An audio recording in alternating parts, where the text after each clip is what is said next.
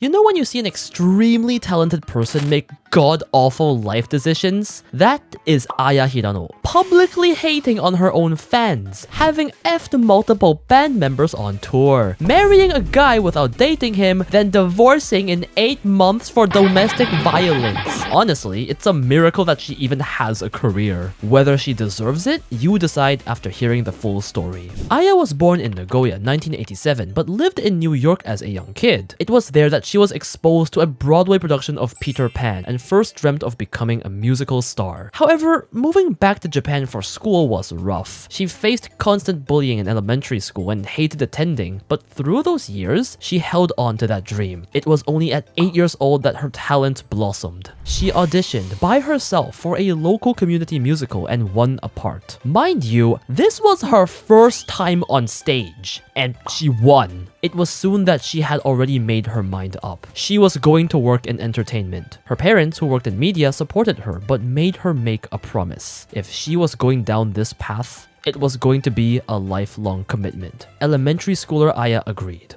But before any action could start, a huge hurdle of life came up. A brain tumor as a teen. These caused really bad symptoms like severe migraines, occasional blindness, loss of memory, and surgery was considered, but the procedure could have permanently altered her voice, so for the sake of her dream, she chose not to go through with it. Somehow, even with this horrible condition, Aya managed to debut as a voice actor in 2001 at only 13 years old, Momo the Monkey in the anime series Angel Tales. Throughout her teen years, she continued to get small roles like Lumiere in Kitty Grade, Mingming in Beyblade, Eyeshield 21, and so on. But as she started university like any other kid would, life had other plans for her. In 2006, just as she started uni, Aya was cast as Haruhi Suzumiya. The anime became a massive hit. No, an anime cultural icon and blew up. As the main heroine, naturally, Aya's popularity also blew up like no tomorrow. Because of this, she started getting really busy with voice acting jobs, so she just dropped out of college. Which, fair enough, with that fame, who needs college? You have to understand, Haruhi alongside the song God Knows became so iconic that this single role made Aya one of the most popular voice actresses of all time. Aya's breakout was soon followed by roles such as Lila in Nana, Piss Girl in Death Note, Shitposter in Lucky Star, Lucy in Fairy Tail, and at that point, she was unstoppable. Bro, I swear, she was the main girl in every single big anime that aired back then. Shit was insane. At only 19, Aya won all these awards on screen that I don't want to list out because that's how many she won. Her fame was so crazy that she capitalized by becoming a top Annie singer. Like, the CD for the Haruhi opening sung by her sold out across Japan on release date. She was a sensation. She was a voice actress who managed to make her way into mainstream popularity in a time when anime was much more looked down upon than today. In that era, she was appearing on TV variety shows, invited to Anime Expo at LA. By 2011, she by herself was estimated to have a total of 120 million yen in sales. Aya was quite literally on her way to possibly becoming the #1 of all time. But then, everything started tumbling down. First, I need you to understand the concept of idol seiyus. Now, these voice actors weren't exactly idols, but they sang, they danced, they were treated by fans like idols. So just like idols, dating was generally quite frowned upon. The first incident was on a late-night TV variety show. Goet Temps Novio. The fuck is that, French? Aya spoke extremely freely about things you wouldn't expect a voice actress to talk about. She went on about having several boyfriends before, that she liked much older men, that she's been cheated on before, and so on. At the time, she even said, and I quote, "I have someone that I like right now." This was already outrageous for an idol seiyuu, like career self-destruction level. But then, she proceeded to say, "I do like otaku, but I wouldn't want to date an otaku-ish guy.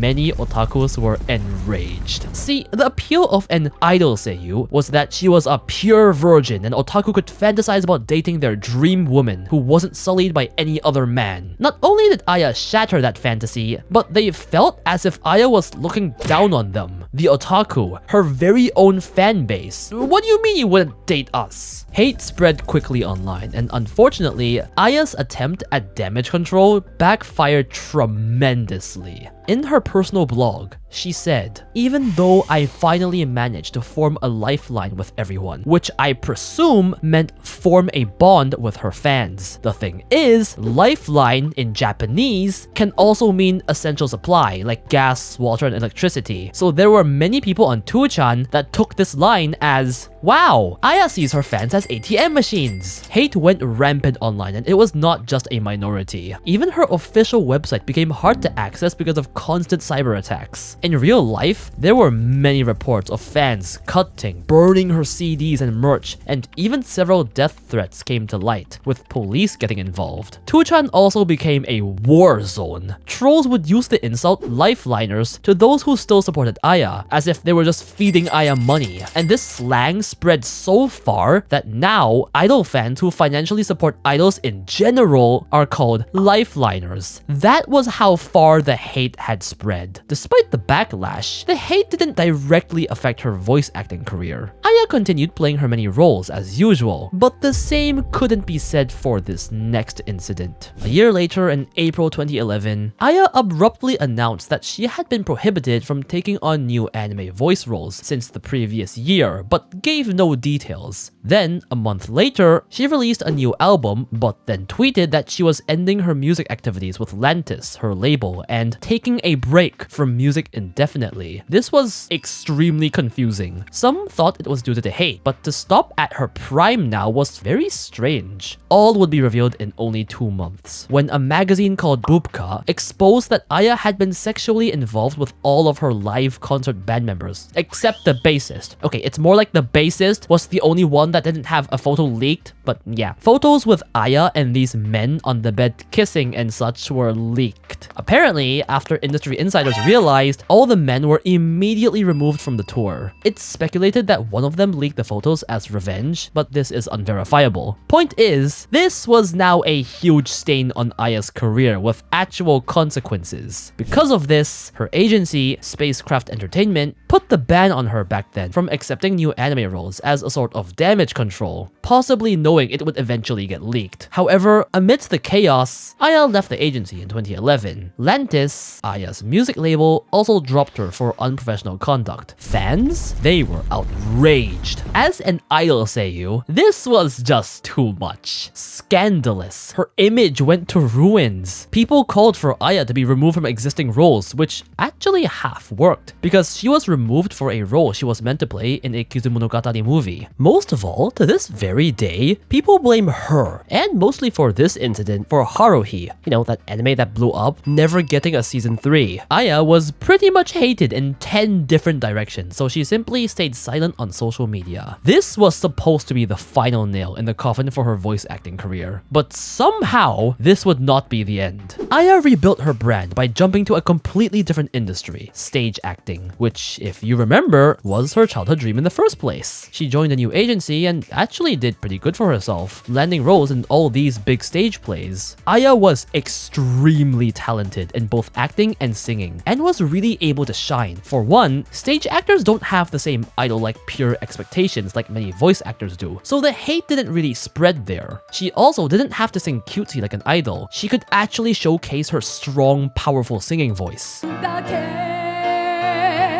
She did still do a few small anime roles like in Gintama and Hunter x Hunter, but understandably tried keeping herself away from anime. I mean, even up to this very day, Aya claims that she gets death threats whenever she tries going back to anime voice acting. Over the 2010s, Aya's career surprisingly flourished, but in 2014, her father unfortunately passed away, a very difficult time. I don't know what kind of holy power manifested, but in the exact same year, apparently, the brain tumor that existed since she was as a kid finally disappeared. That's crazy. Aya pushed forward in her career and eventually won awards and built up a whole second career around stage plays, even going back to New York, that childhood place for voice training and to learn English. The decade after the bridge burning controversy was very well a success, and Aya's image did improve over the years. People appreciated her many talents in voice acting, and singing. Like, looking past her questionable decisions back then, to be this good in all fields is impressive. There were TV shows, challenges that showcased just how crazy good she was, like singing 10 anime songs in a row without missing a single note. In 2020, Aya did try approaching anime a bit again, posting herself doing the famous Haruhi dance, and did roles in Pop Team Epic and One Piece, as well as continuing roles like Lucy. She wasn't prominent in the voice acting industry, but she was there. Aya had rebuilt her life over the past decade, and in January 2024, she announced her marriage to actor Masashi Taniguchi, which was a bit concerning because it was a zero-dating marriage. Like, they just married without dating. Zero-day fiancé. I think any reasonable person can say that this was maybe not a good idea, but fans congratulated her.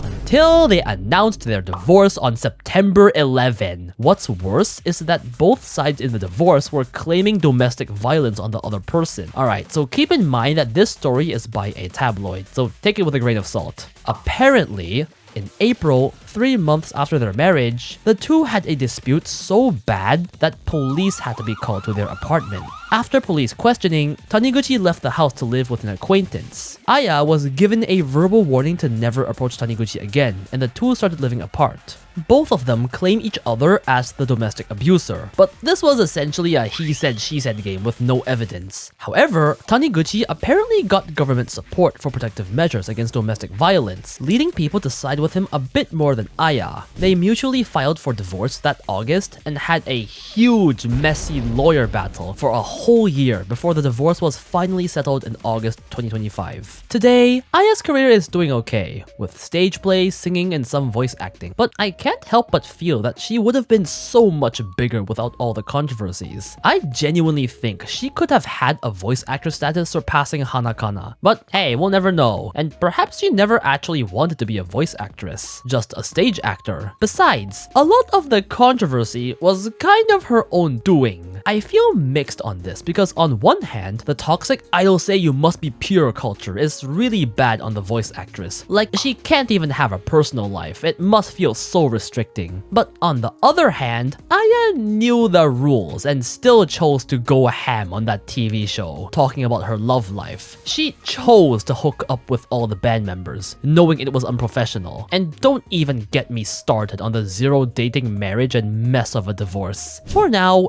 it seems like more people buy the fact that she was the domestic abuser. Looking back though, Aya's love life is genuinely the perpetrator of every single bad thing that has happened. And while many people, myself included, wonder if she is perhaps the problem, I do also sometimes think whether the brain tumor has to do with it. I mean, it couldn't have been easy dealing with a brain tumor amongst all this, right? And maybe it could have had some biological effects? Either way, no matter which side you stand on, Aya's career is one of the most polarizing of all time. Well, considering what she did, things could have gone way worse for her, so happy ending?